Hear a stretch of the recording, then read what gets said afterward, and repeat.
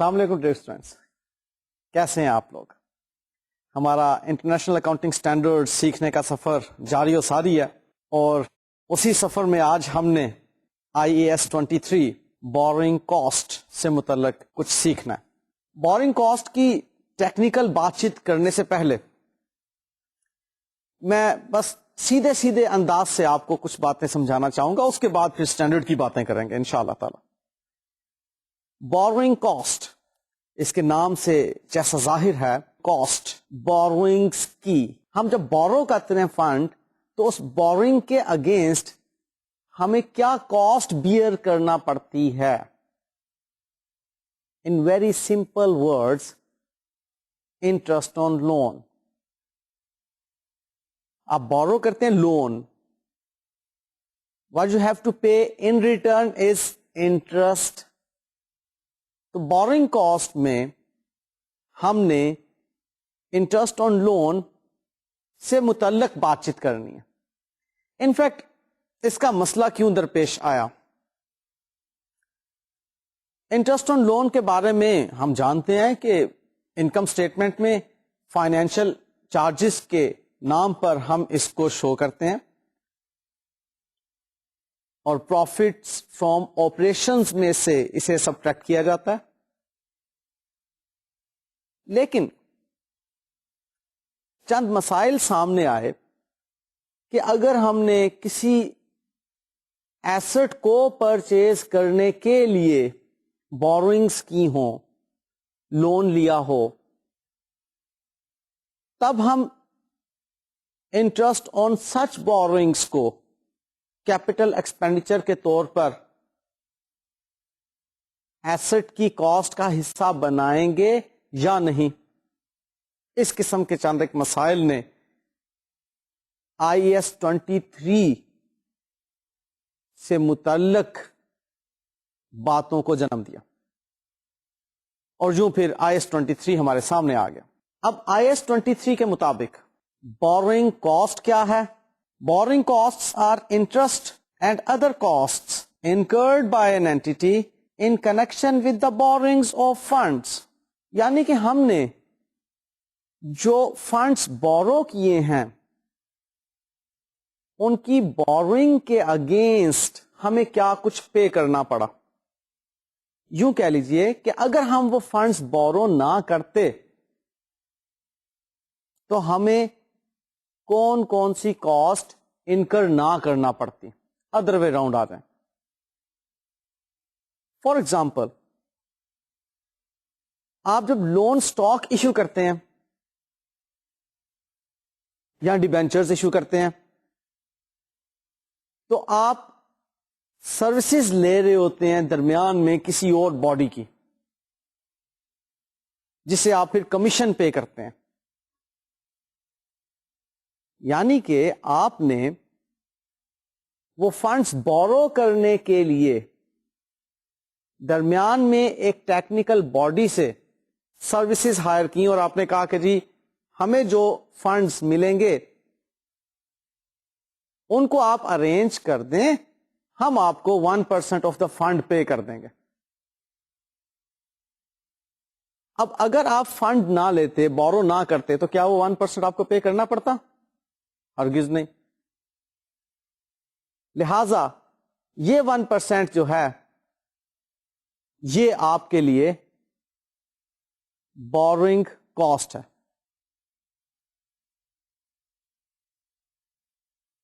اب آپ نے وہ جو بوروئنگ کی فنڈز کی، اس پر آپ نے انٹرسٹ پے کیا، اس کو فنڈ کو یوٹیلائز کرنے کے اگینسٹ آپ کو کچھ انٹرسٹ بھی تو پے کرنا ہوتا ہے نا فائنینشیل انسٹیٹیوشنز کو۔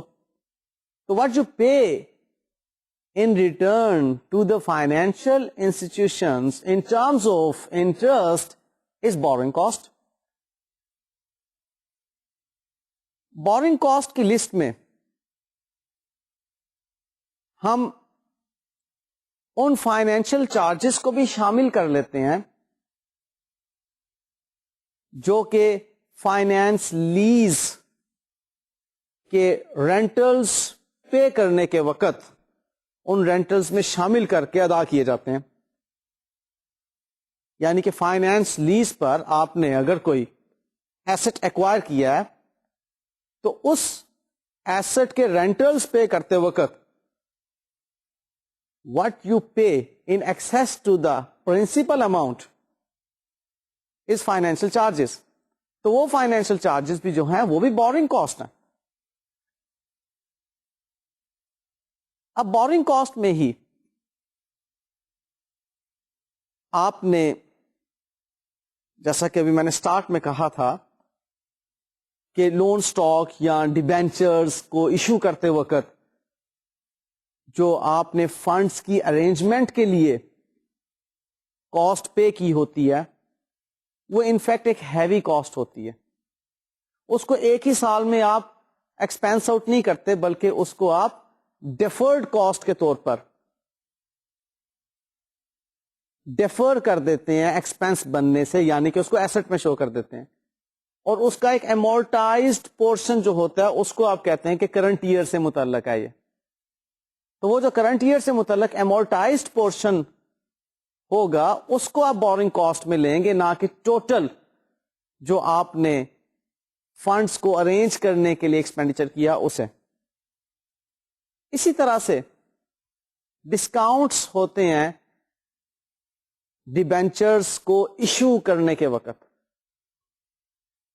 اب وہ ڈسکاؤنٹس بھی جو ہیں ڈیفر کر دیے جاتے ہیں, ان کا امورٹائزڈ پورشن جو ہوتا ہے that is borrowing cost. Amortized portion سمجھ رہے ہو نا؟ امورٹائزڈ مینس جس کا تعلق ایک سال سے ہو. ان اے وے اب مجھے امورٹائزیشن ذرا سمجھانا پڑے گا آپ کو. آپ نے جو کاسٹ انکر کی وہ آپ سپوزلی 5 سال اس کا اکنامک بینیفٹ حاصل کرنے کے اعتبار سے اس کو ڈیفر کر دیتے ہیں. آپ سمجھتے ہیں کہ اس کا 5 سال تک اکنامک بینیفٹ مجھے ملے گا. سپوزلی 100 روپیہ آپ کی وہ کاسٹ ہے جس کے بارے میں آپ کہہ رہے ہیں کہ 5 سال اس کا اکنامک بینیفٹ ملے گا.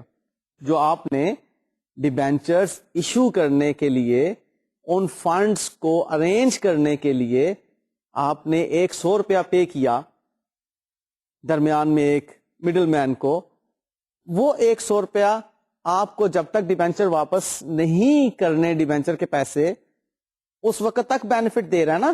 ہم فرض کرتے ہیں 5 سال مدت ہے ان ڈیبینچرز کی, آپ نے 5 سال بعد ڈیبینچرز کے پیسے واپس کرنے ہیں, تو اس کا مطلب اس 100 روپیز کو آپ نے خرچ کیا 5 سال تک ان ڈیبینچرز کے پیسوں کو انجوائے کرنے کے لیے, اس کے بینیفٹس حاصل کرنے کے لیے.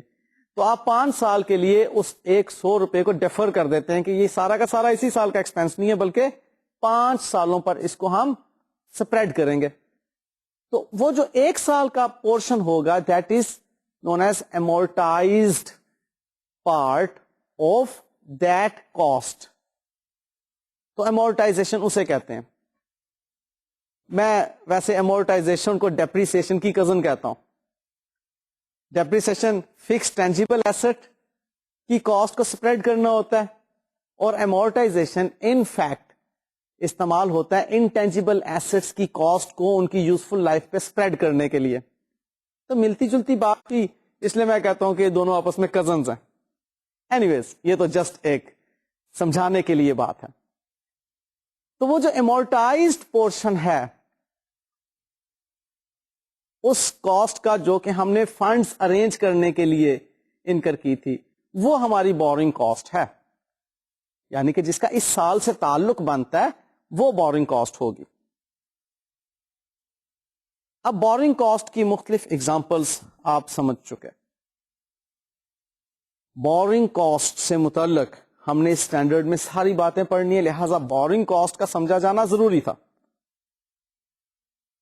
اور دوبارہ سے یاد دلاتا چلوں کہ بورنگ کاسٹ کے بارے میں اگر آپ نے آسان کانسیپٹ ذہن میں رکھنا ہے تو these are the financial charges. Interest on loan, even interest on overdraft بھی آپ کی بورنگ کاسٹ ہی ہے. آپ نے اوور ڈرافٹ لیا ہوا بینک سے آپ نے اپنے بیلنس سے زائد رقم لی ہوئی ہے, اس زائد رقم پر آپ جو انٹرسٹ دیتے ہو that is interest on overdraft. تو that interest on overdraft is also your borrowing cost. Borrowing cost سمجھ آ گئی؟ اب اگلی ایک اور اہم بات ہمیں اس اسٹینڈرڈ میں سیکھنی ہے، وہ ہے کوالیفائنگ ایسٹ کی.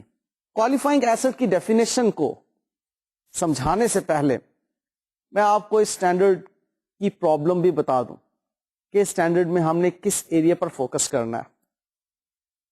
انفیکٹ بات یوں ہے کہ بورنگ کاسٹ، جیسا کہ پیچھے میں نے کتنی ایگزامپلس دی اس کے مطابق آپ کے بھی ذہن میں آ رہا ہے کہ ہمارا ایکسپینس ہے for the year. Financial charges کے طور پہ it should be charge to the income statement اور it should be subtracted from the incomes to know the profits for the year. Borrowing cost کے بارے میں آپ کا ذہن یہی بن گیا. اب کچھ بحث اس قسم کی چل نکلی کہ بورنگ کاسٹ کو تو ایسٹ کی کاسٹ کا حصہ بننا چاہیے، یعنی کہ کیپٹلائز کرنا چاہیے. کیپٹل ایکسپینڈیچر آپ نے پڑھا ہوا ہے، آپ کو معلوم ہے کیپٹل ایکسپینڈیچر ہم کسے کہتے ہیں؟ کیپٹل ایکسپینڈیچر جو کہ ہمارے ایسٹ کی کاسٹ کا حصہ بن جائے، that is known as capital expenditure. تو بحث کچھ ایسی چل نکلی کہ borrowing cost should be capitalized. تو IS-23 نے ہمیں ایک ٹریٹمنٹ دیا جس کی ڈیٹیلز میں ابھی آپ کو بتاؤں گا کہ اگر تو کوالیفائنگ ایسٹ کے لیے بورنگ کاسٹ انکر کی جا رہی ہے تو اس کو ہم کیپٹلائز کر سکتے ہیں. اب بات یہ ہے کہ ابھی ہمیں کوالیفائنگ ایسٹ کے بارے میں کچھ نہیں پتا.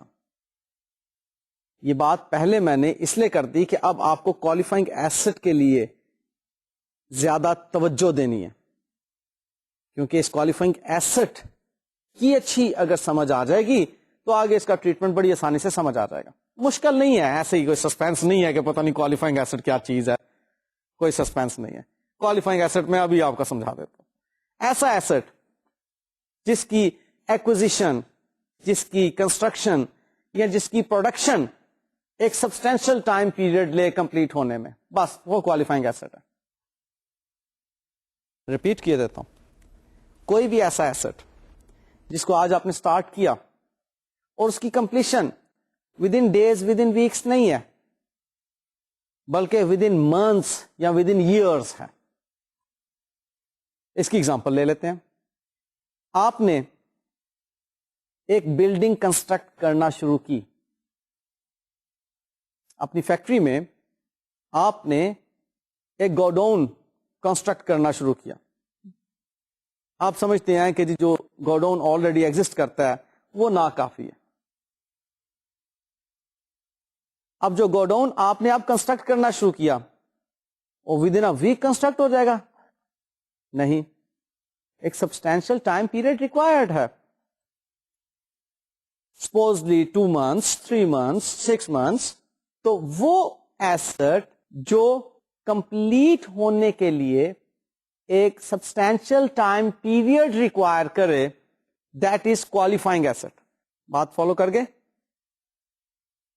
ہم کیپٹل ورک ان پروگرس کو کوالیفائنگ ایسٹ کی ایک اچھی اگزامپل کہہ سکتے ہیں کہ کوئی بھی ایسا ایسٹ جو ابھی کمپلیٹ نہیں ہوا، انڈر کنسٹرکشن ہے، انڈر پروڈکشن ہے، ایکوزیشن کے مراحل میں ہے، دیٹ از کوالیفائنگ ایسٹ. بات سمجھ میں آ گئی؟ اس کوالیفائنگ ایسٹ کی پہچان کے لیے میں ایک چھوٹا سا آپ کو سوال دیتا ہوں، اس میں آپ بس یس نو کر کے بتا دیں کہ یہ کوالیفائنگ ایسٹ ہے کہ نہیں. ابھی ہم مل جل کے اس کو یس نو کرتے ہیں. دیکھیے گا، یہ ایک ایگزامپل ہے. اس میں we have to identify whether the assets discussed in it are qualifying assets or not. دیکھیں جی، سب سے پہلی بات اس میں ہم نے یہ دیکھی کہ power plant being in the process of manufacturing. ابھی ہم اس کو مینوفیکچرنگ پروسیس میں رکھے ہوئے ہیں. پاور پلانٹ ہے، بہرحال it will take a substantial time period to complete. بتائیے qualifying asset ہوا یا نہیں؟ Yes, qualifying asset ہے. Inventories routinely manufactured. اب یہ انوینٹریز جو روٹین میں مینوفیکچر ہوتی ہیں یہ کوالیفائنگ ایسٹ ہیں کہ نہیں؟ آپ کہیں گے نہیں. بالکل ٹھیک کہہ رہے ہیں, غلط تو نہیں کہہ رہے, کیونکہ انوینٹری جو روٹین میں مینوفیکچر ہو رہی ہے وہ تو آپ کو ایک دن میں کئی یونٹس آپ انوینٹری کے بنا لیتے ہیں. سپوزلی آپ بزنس کر رہے ہیں فرنیچر کا. اب فرنیچر کا بزنس, اس میں آپ اگر ٹیبل, چیئر, بینچ, ڈیسک اس قسم کی کوئی چیزیں مینوفیکچر کرتے ہیں تو یہ تو روٹین میں بن رہی ہیں. آپ بناتے ہیں, بیچ دیتے ہیں, بناتے ہیں, گودام میں رکھ دیتے ہیں, بناتے ہیں کسی اسپیسیفک آرڈر پر اور اس آرڈر کو آپ سیل کر دیتے ہیں. اب یہ روٹین کی جو انوینٹری ہے this is not a qualifying asset. ہاں ایسی انوینٹری جس میں ایک سبسٹینشل ٹائم پیریڈ ریکوائرڈ ہو. آپ ایک مشینری فیبریکیٹ کرتے ہیں اور پھر اس کو آپ سیل کرتے ہیں. اب وہ مشین کی fabrication requires a substantial time period for its completion.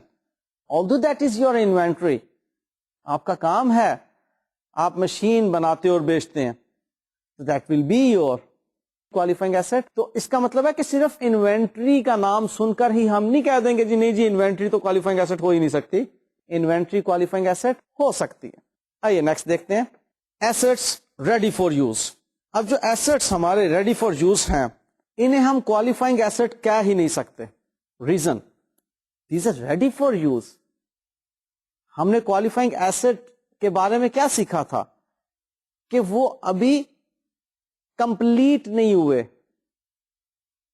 Acquisition کے پروسیس میں ہے یا کنسٹرکشن کے پروسیس میں ہے یا پروڈکشن کے پروسیس میں ہے.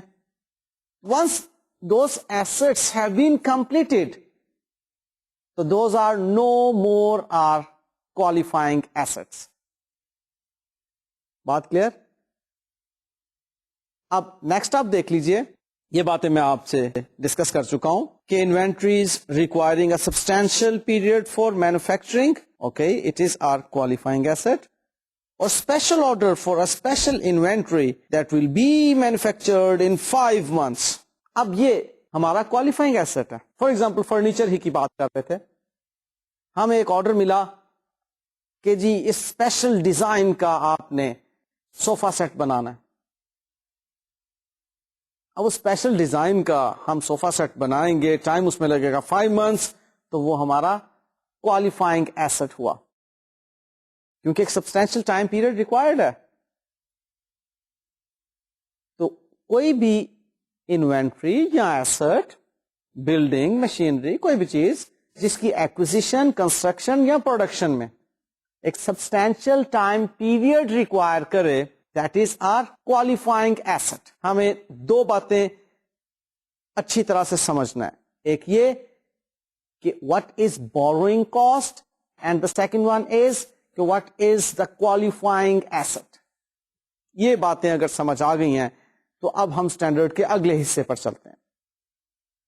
وہ ہے کہ ہم نے بورنگ کاسٹ کو ریکگنائز کیا کرنا.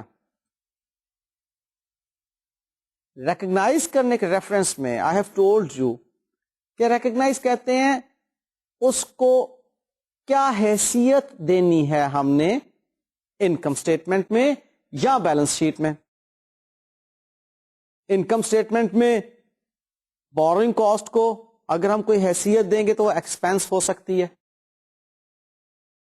اور بورنگ کاسٹ کو اگر بیلنس شیٹ میں کوئی ہم حیثیت دیں گے تو وہ ایسٹ ہو سکتی ہے.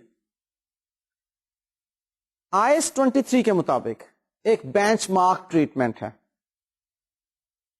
Bench mark means standard treatment ہے.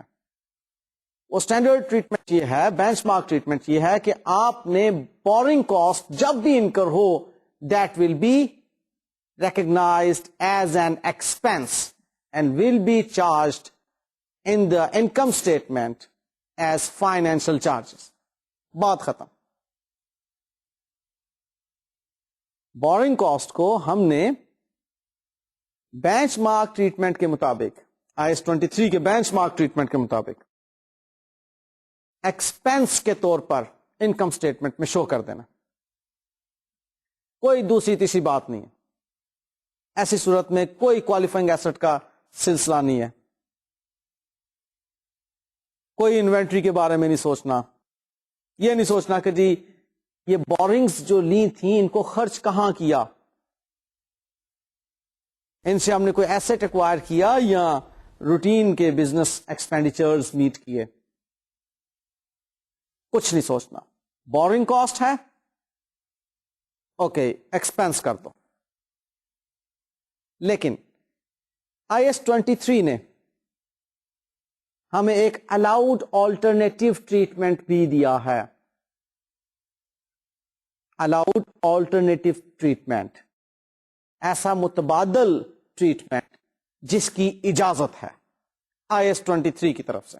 وہ یہ ہے کہ borrowing costs shall be recognized as an expense in the period in which they are incurred, except to the extent that borrowing costs that are directly attributable to acquisition, construction, or production of a qualifying asset shall be capitalized as part of the cost of that asset. یعنی کہ ہم نے allowed alternative treatment کے مطابق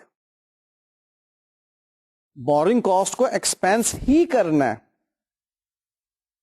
لیکن وہ boring cost جن کے فنڈز, دیکھو بورنگ کاسٹ فنڈ یوٹیلائز کرنے کے اگینسٹ ہے. ہم نے بورنگس کی, ان بورنگس کی جو کاسٹ ہے دیٹ از بورنگ کاسٹ. یوں کہہ لو ان بورنگس کی کاسٹ جن بورنگس کو ہم نے کوالیفائنگ ایسٹس کی ایکوزیشن, کنسٹرکشن یا پروڈکشن کے لیے انکر کیا ہو, خرچ کیا ہو, ان بورنگ کاسٹ کو ہم کیپٹلائز کر سکتے ہیں. سمجھ آئی؟ ریپیٹ کیے دیتا ہوں. بینچ مارک ٹریٹمنٹ کے بورنگ کاسٹ جتنی بھی ہیں انکم اسٹیٹمنٹ یا پروفٹ اینڈ لاس اکاؤنٹ جو بھی آپ اس کو نام دے دیں, اس میں ایکسپینس کے طور پر نظر آئیں گے. بینچ مارک ٹریٹمنٹ کوئی رولا نہیں, کوالیفائنگ ایسٹ ہے یا نہیں ہے. ہاں الاؤڈ آلٹرنیٹو ٹریٹمنٹ یہ ہے کہ بورنگ کاسٹ کو ایکسپینس کر دو. ہاں البتہ اتنی بورنگ کاسٹ جو ان بورنگز کے اگینسٹ ہیں, ان فنڈز کے اگینسٹ ہیں, ان پیسوں کے اگینسٹ ہیں, ان قرضوں کے اگینسٹ ہیں جن قرضوں کو ہم نے کوالیفائنگ ایسٹس کو ایکوائر کرنے کے لیے خرچ کیا, یا ان کی کنسٹرکشن کے لیے خرچ کیا, یا ان کی پروڈکشن کے لیے خرچ کیا. کوالیفائنگ ایسٹس کی ان بورنگز کی کاسٹ کو ہم ان کوالیفائنگ ایسٹ کی کاسٹ کا حصہ بنا دیں گے.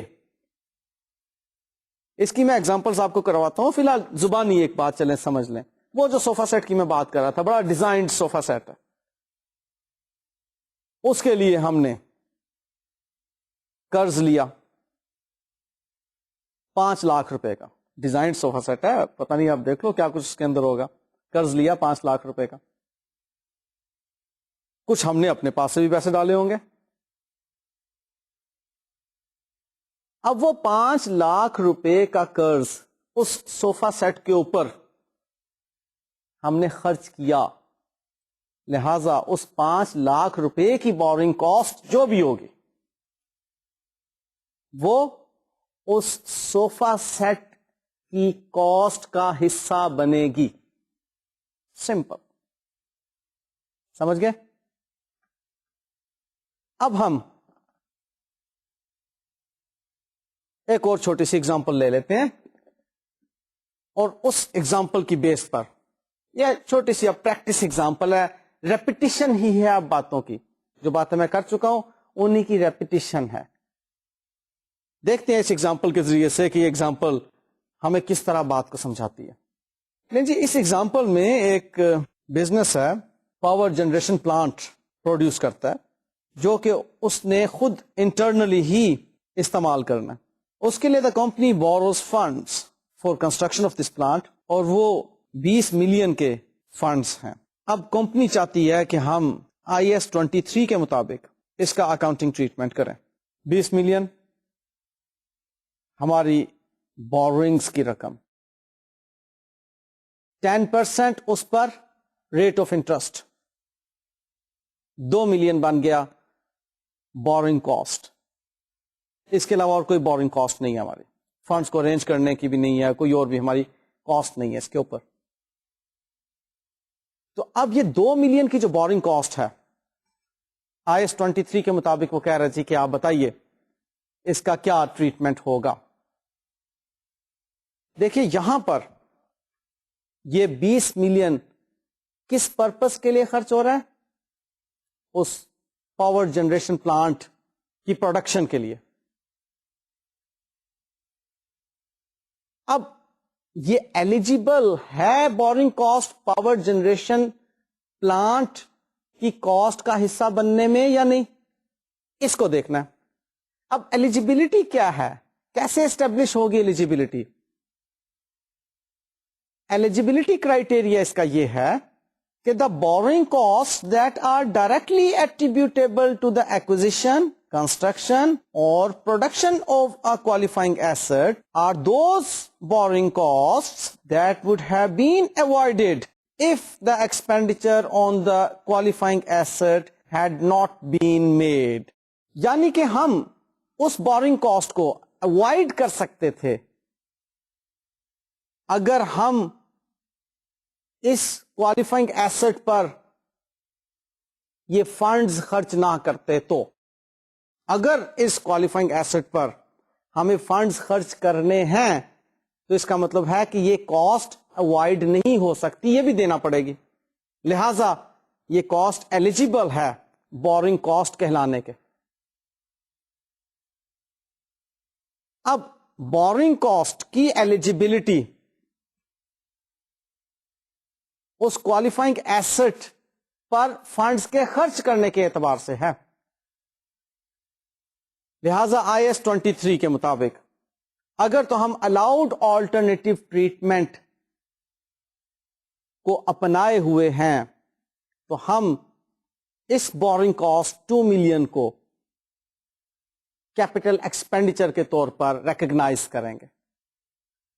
ادروائز اگر ہم بینچ مارک ٹریٹمنٹ پہ جائیں تو یہ 2 ملین ہمارا ایکسپینس ہو جائے گا فور دا ایئر. اب ہم ایک اور ایگزامپل لیتے ہیں, اس میں ذرا تھوڑی سی بات مزید آگے بڑھے گی. S limited borrowed a fund from bank on 12% per annum amounting to rupees 1 million for the construction of power generation facilities of the company. The loan was received on 1st January and utilized rupees 300,000 on qualifying asset. یعنی کہ قرض ہم نے 1 million 10 lakh روپے کا لیا تھا, اس میں سے ابھی ہم نے جو یوٹیلائز کیے وہ 3 لاکھ روپے یوٹیلائز کیے, اور 1 جنوری کو ہی the company deposited the remaining amount in a bank yielding interest at the rate 6%. Whole of the amount is withdrawn and paid to contractor on March 1st. The company returned the loan to bank after 9 months, that is on October 1st. You are required to calculate the amount of borrowing cost eligible for capitalization. اب اس question میں باتیں مزید کچھ نئی آ گئیں. اس question میں جو notable points تھے ان میں پہلا پوائنٹ تھا کہ ہم نے فنڈز بورو کیے 1 جنوری کو. پھر 1 جنوری کو ہی ہم سارے کے سارے 1 ملین نہیں خرچ کر سکے تھے, ہم نے 300,000 روپیز خرچ کر دیے ان پاور جنریشن فیسلٹیز کے لیے. اب باقی کے رہ گئے ہمارے پاس 700,000 روپیز. اب یہاں پر فائنینس مینیجر نے ایک عقل مندی دکھائی. اس نے کہا کہ انٹرسٹ تو مجھے پورے 1 ملین پر دینا پڑے گا,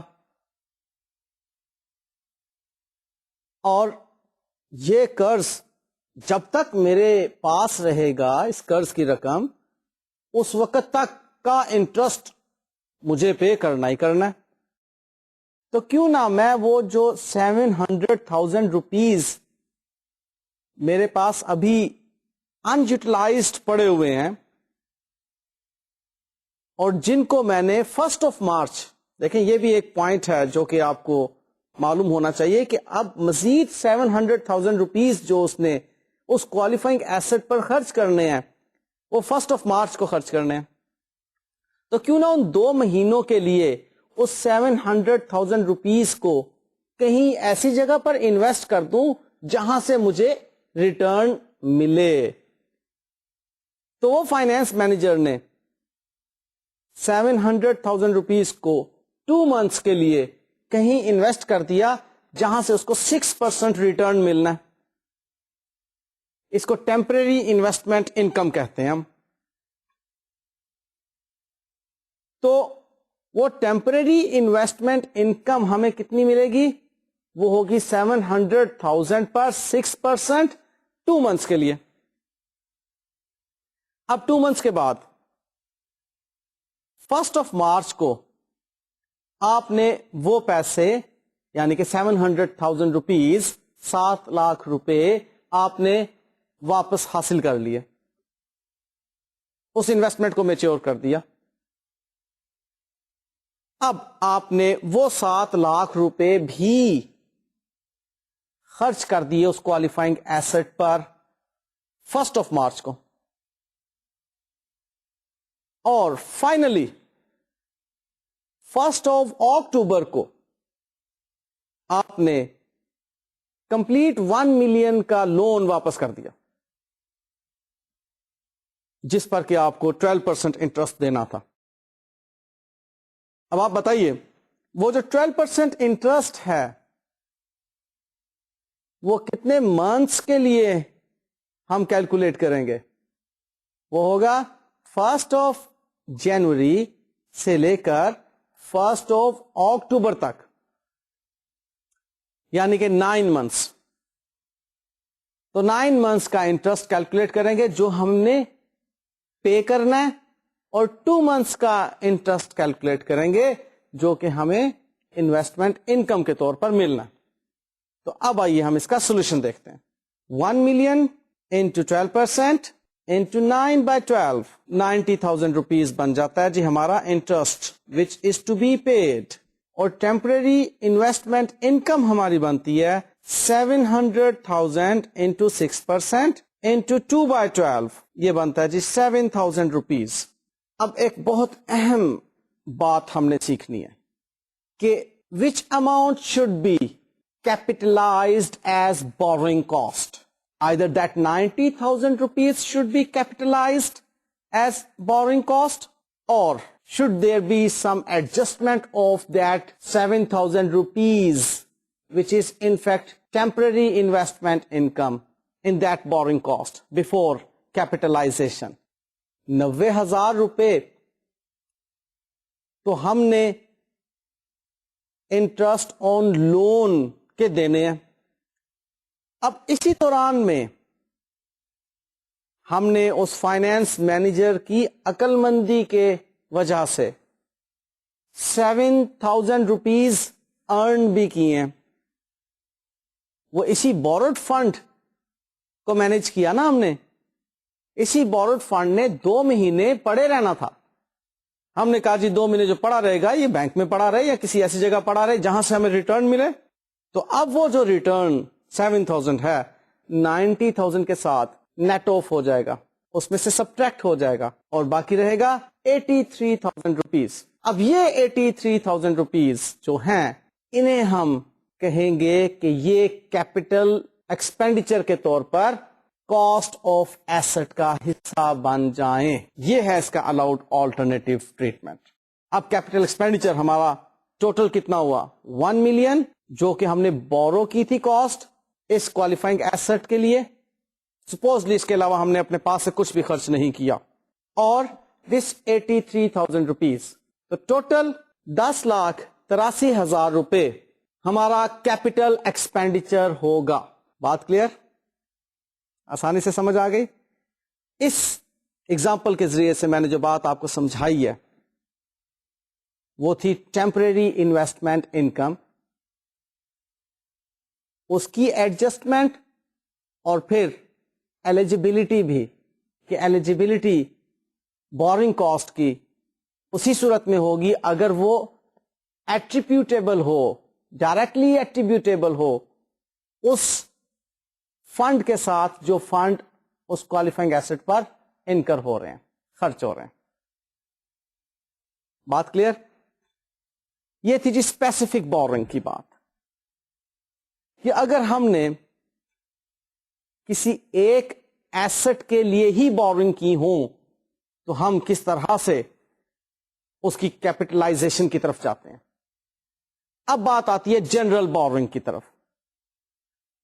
देखें, जनरल बोरिंग्स भी तो हो सकती हैं कि जनरली बिजनेस बोरो करता है, उन बोरिंग्स में से वो क्वालिफाइंग एसेट पर भी खर्च करता है और अपने बिजनेस के अदरवाइज एक्सपेंडिचर्स वगैरह भी मीट करता है। बोरिंग बिजनेस का एक परमानेंट फीचर है। बिजनेस एंटिटीज के कैपिटल स्ट्रक्चर में बोरिंग्स मौजूद होती हैं। अब उन बोरिंग्स में से वो क्वालिफाइंग एसेट पर भी कुछ खर्च कर देता है। लिहाजा अब हमें देखना है कि जनरल बोरिंग्स की सूरत में हम बोरिंग कॉस्ट कैसे कैलकुलेट करेंगे। यहां पर एक कैपिटलाइजेशन रेट की टर्म आप अपने जहन में रखिएगा, उसको हमने सीखना है। हम यहां पर अब एक रेट कैलकुलेट करेंगे, कैपिटलाइजेशन रेट। उसका फॉर्मूला क्या होगा? Total borrowing cost incurred divided by weighted average borrowings outstanding during the year। यानी कि हमारे पास सारे साल में जितनी भी बोरिंग्स आउटस्टैंडिंग रही, अब ये बड़ी समझने की बात है, अगर तो वो बोरिंग्स हमने ओपनिंग डेट पर आउटस्टैंडिंग बैलेंस के तौर पर की हुई थी पीछे से ही, यानी कि पिछले साल से हमारे पास आ रही हैं, तो ओपनिंग डेट से लेके इस साल की क्लोजिंग डेट तक पूरा एक साल वो आउटस्टैंड रही, वो ड्यू रही हमारे ऊपर। लेकिन ऐसा भी तो मुमकिन है कि ड्यूरिंग द ईयर भी कुछ बोरिंग्स की हो। मैं इस बात को न्यूमेरिकली समझाता हूं, आप ज्यादा आसानी से समझ लेंगे, अदरवाइज फिर कंफ्यूजन्स आ जाती हैं। देखते हैं जी न्यूमेरिकल। ये जो कंपनी है उसके लोन्स आउटस्टैंडिंग हैं 31 दिसंबर 2005 को। लोन 1 6% रेट ऑफ इंटरेस्ट पर 300,000 rupees, loan 2 8% rate of interest पर 200,000 रुपीज, और लोन 3 9% रेट पर 1,50,000 रुपीज। ये सारे के सारे पीछे से बैलेंस ब्रॉट फॉरवर्ड हैं, ड्यूरिंग द ईयर कोई लोन नहीं लिया गया। आप इनका कैपिटलाइजेशन रेट साथ ही कैलकुलेट कर लें। देखें जी, अगर हम इन तमाम लोन्स पर यानी कि तीनों बोरोड फंड्स पर इंटरेस्ट कैलकुलेट करें तो तीनों चूंकि सारा साल आउटस्टैंड रहे, हम पर ड्यू रहे, तो इनकी सारे साल की इंटरेस्ट की कैलकुलेशंस आपको नजर आ रही हैं। 6% के रेट पर 18,000 रुपीज, 8% ऑन 200,000 हमारे पास 16,000 रुपीज, और 9% ऑन 1,50,000 हमारे पास 13,500 रुपीज आ जाते हैं। टोटल इंटरेस्ट की अमाउंट बनती है 47,500 रुपीज, और टोटल बोरिंग्स हमारे पास जो सारा साल हम पर ड्यू रही 6,50,000 रुपीज की। तो जी total interest divided by total loan into 100 हमारे पास आ जाता है 7.31%। This is our capitalisation rate. ये तो असम्पशन थी कि अगर जो हमारे 3 कर्जे हैं, तीनों के तीनों कर्जे पिछले साल से ब्रॉट फॉरवर्ड हुए और सारा साल हमने उनमें से कुछ भी रकम वापस अदा नहीं की, सारा साल हम पर ड्यू रहे। अब इसी एग्जांपल को थोड़ा सा मैं मॉडिफाई करके पेश करता हूं। लोन 1 6%, ठीक है जी, ये ड्यू था ओपनिंग डेट को। लोन नंबर 2 8%, ये हमने 1 अप्रैल को हासिल किया, अमाउंट वही 200,000 रुपीज। और लोन नंबर 3 9% रेट पर, यह हमने 1 जुलाई 2005 को एक्वायर किया 1,50,000 रुपीज का। अब इनका हम कैपिटलाइजेशन रेट देखते हैं जी कैसे कैलकुलेट होगा। 300,000 रुपीज ओपनिंग डेट पर ड्यू थे, क्लोजिंग डेट तक ड्यू रहे, इनका 6% 18,000 रुपीज। جو لون نمبر 2 ہے 2000 روپیز کا، وہ 8% ریٹ انٹو 9/12، وہ ہمارے پاس اماؤنٹ آتی ہے 12,000 روپیز کی. ہم نے 1 اپریل 2005 کو وہ لون ایکوائر کیا تھا، کوشچن میں بتایا گیا یہ. اور لون نمبر 3 1,50,000 روپیز، یہ ہم نے ایکوائر کیا تھا 1 جولائی کو، لہذا 6 منتھس ڈیو رہا. اس پر 9% جو ریٹ اپلائی کرنے سے انٹرسٹ کی اماؤنٹ ہمارے پاس آتی ہے وہ ہے 6,750. ٹوٹل اماؤنٹ آ گئی 36,750 روپیز. اب یہ جی ہمارے پاس انٹرسٹ کی اماؤنٹ ہے. ہمارے پاس interest on loan total time period due کے اعتبار سے کیلکولیٹ ہو گیا. اب کیپٹلائزیشن ریٹ کیسے کیلکولیٹ کرنا ہے ہم نے؟ کیپٹلائزیشن ریٹ کے لیے جو interest expense for the year ہوتا ہے اس کو ڈیوائڈ کیا جاتا ہے ویٹڈ ایوریج بوروئنگس پر جو during the year outstanding رہی. اب ویٹڈ ایوریج بوروئنگس کے لیے یاد رکھیے گا کہ آپ کو ٹائم پیریڈ کا خاص خیال رکھنا ہوگا. لائک پہلا لون وہ سارا سال ڈیو رہا، دوسرا لون وہ 9 منتھس ڈیو رہا. اب 9 منتھس کی کیلکولیشن کر کے دیکھیے تو وہ بنتا ہے 1,50,000 روپیز، یعنی کہ 200,000 انٹو 9/12 1,50,000 روپیز. اور تیسرا لون جو 1,50,000 روپیز کا تھا وہ 6 منتھس ڈیو رہا کلوزنگ ڈیٹ تک، تو اس کی ویٹڈ ایوریج بنتی ہے 75,000 روپیز. ٹوٹل کر لیجئے تو ہمارے پاس ٹوٹل ویٹڈ ایوریج وہ جو 6,50,000 روپیز کے ٹوٹل لون ہیں ان کی ویٹڈ ایوریج بنتی ہے 5,25,000 روپیز. اب ہم جو کیپٹلائزیشن ریٹ کیلکولیٹ کریں گے وہ ہوگا 36,750 جو ہمارا انٹرسٹ فور دا ایئر ہے ڈیوائڈیڈ بائی 5,25,000 روپیز انٹو 100، تو ہمارے پاس کیپٹلائزیشن ریٹ آتا ہے 7%.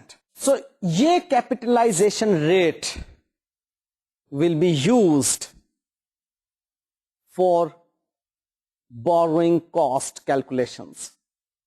اب اگلی جو borrowing cost ہماری کیلکولیٹ ہوں گی وہ اس کیپٹلائزیشن ریٹ پر بیس کریں گے. کس صورت میں؟ اگر جنرل بورنگس ہیں. اسپیسیفک بورنگ میں تو جو اسپیسیفک بورنگ کا ریٹ ہے وہی ہمارا کیپٹلائزیشن ریٹ ہے. لیکن یہاں پر جب جنرل بورنگس ہوں گی تو جنرل بورنگس کی صورت میں ہمیں کیپٹلائزیشن ریٹ کیلکولیٹ کرنا ہوگا. اب وہ کیپٹلائزیشن ریٹ آپ کو میں نے سکھا دیا. آئیے اب ہم دیکھتے ہیں اس کی ایپلیکیشن. اگر ہم نے کچھ خرچ کیا ہے تو کس طرح سے اس خرچ کے اوپر ہم اپلائی کریں گے. ہم جی ایزیوم کرتے ہیں کہ ہم نے جو ایکسپینڈیچر کیے کوالیفائنگ ایسٹ کے لیے وہ 70,000 روپیز 31 جنوری کو، پھر 80,000 روپیز 1 اپریل کو، اور 10,000 روپیز 1 دسمبر کو ہم نے کیے. اب دیکھیے جو 31 جنوری کو ہم 70,000 روپیز انکر کر رہے ہیں وہ 11 منتھس تک ڈیو رہے. اب یہ 11 منتھس کب تک بنتے ہیں؟ 31 دسمبر تک. دیکھیے 31 جنوری مینس جنوری کا مہینہ نہیں اس میں کاؤنٹ ہوگا، اس سے آنورڈ فیبرری سے لے کر 1 فیبرری سے لے کے 31 دسمبر تک یہ ہمارے پاس اماؤنٹ بنتی ہے جو ہم پر ڈیو رہی 11 منتھس کے لیے. اب 1 اپریل کو جو ایکسپینڈیچر انکر کیے وہ 9 منتھس ڈیو رہے، اور جو 1 دسمبر کو ہم نے 10,000 روپیز انکر کیے وہ 1 مہینہ آؤٹ اسٹینڈنگ رہے. اب اگر ہم ریٹ وہ 7.31% والا لیں تو آپ کو الگ الگ کیلکولیشنز ان کی نظر آ رہی ہیں. 70,000 rupees into 7.31% for 11 months 4,689. 80,000 rupees into 7.31% for 9 months 4,386, or 10,000 rupees into 7.31% for 1 month 61 rupees. The total comes to 9,136. So یوں ہم نے borrowing cost کے لیے کیپٹلائزیشن ریٹ کو کیلکولیٹ کرنا سیکھ لیا اور اس کی ایپلیکیشن سیکھ لی کہ جو ہم نے فنڈ جس ترتیب سے یوٹیلائز کیا ہوگا اس پر اتنے منتھس کے لیے ہی ہم بورنگ کاسٹ کو کیلکولیٹ کریں گے اور پھر اس بورنگ کاسٹ کو ہم کیپٹل ایکسپینڈیچر کے طور پر اس ایسٹ کی کاسٹ کا حصہ بنا دیں گے جو کہ کوالیفائنگ ایسٹ ہے. لیں جی, ابھی بورنگ کاسٹ سے متعلق چند ایک باتیں مزید بھی ہیں جو کہ ہم انشاءاللہ تعالی نیکسٹ لیکچر میں سیکھیں گے. فی الحال جو باتیں میں نے آپ کو بتائیں اس میں اہم باتیں تھیں کہ واٹ از بورنگ کاسٹ, وہ بات آپ کو سمجھ آ گئی کہ بورنگس کے اگینسٹ جو بھی ہمیں پے کرنا ہوتا ہے دیٹ از بورنگ کاسٹ. پھر اگلی ایک اہم بات آپ کو بتائی, what is qualifying asset. Qualifying asset which takes substantial time period for its completion. Inventory بھی ہو سکتی ہے, کوئی ایسٹ بھی ہو سکتا ہے, اس کی ایکوزیشن, اس کی کنسٹرکشن, اس کی پروڈکشن اگر ایک سبسٹینشیل ٹائم پیریڈ ریکوائر کرتی ہے تو that will be your qualifying asset. اور پھر جو آج ہم نے باتیں سیکھی اس میں بینچ مارک ٹریٹمنٹ تھا بورنگ کاسٹ کا, and that was very easy کہ simply that borrowing cost should be charged to income statement as an expense. Allowed alternative treatment میں ہم نے سیکھا کہ ہم اس کو کیپٹلائز کر سکتے ہیں ٹو دا ایکسٹینٹ کہ وہ بوروڈ فنڈس کوالیفائنگ ایسٹ پر انکر ہو رہے ہوں.